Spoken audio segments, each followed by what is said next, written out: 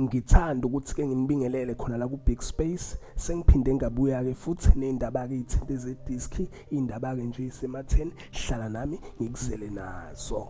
Khona udaba ke lambukele ngiliphethe, udaba kulithinta uBobby Mtaung, udaba ke nje ulishaqisayo. So ke izolo mbukeli uGeneral uDaphne Semakaleng uvezeke imfihlo eshaqisayo ngenkathi ke nepress conference ngeindaba ke ithinta inkohlakalo lapha eMpumalanga and kuveleke lapha negama lakhe ke uBobby Mtaung. So izolo uGeneral Semakaleng uveze ukuthi ke uGeneral Botsotso Mahaungwe wavuma ukuthi ke uBobby Mtaunga wakhokha ke u5 million wamarandi kuyena nakuyena ke lapha uNational Commissioner uGeneral Fani Masimula. So bathi ke uBobby wakhokha ke le mali ayikhokhela ukuthi ke yena ke uGeneral Semakaleng engabuyiselwe emsebenzini ngenxa ukuthi ke mayibuyisela emsebenzini babesabela ukuthi kungenzeka ke vule amadokodo amadala and mayivulwa ke lawo madokodo bengehleke beboshwe mayelana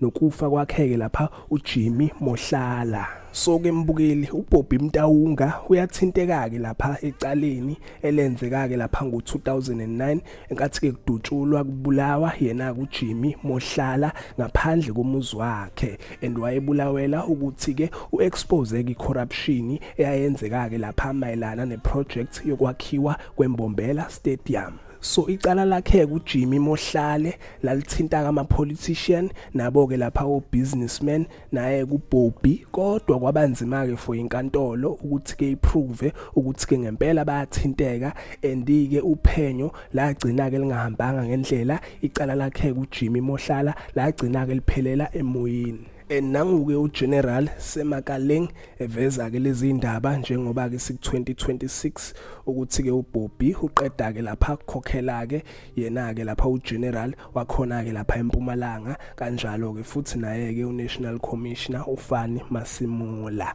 okuchaza ukuthi ke kushuthi uyathinteka ke kulona ke leli cala. So zinjalo ke mbukeli yizo ke lezi indaba ade ngikuphathele zona indaba ke nje isematheni ake ngithi ke danke ngiyazibongela.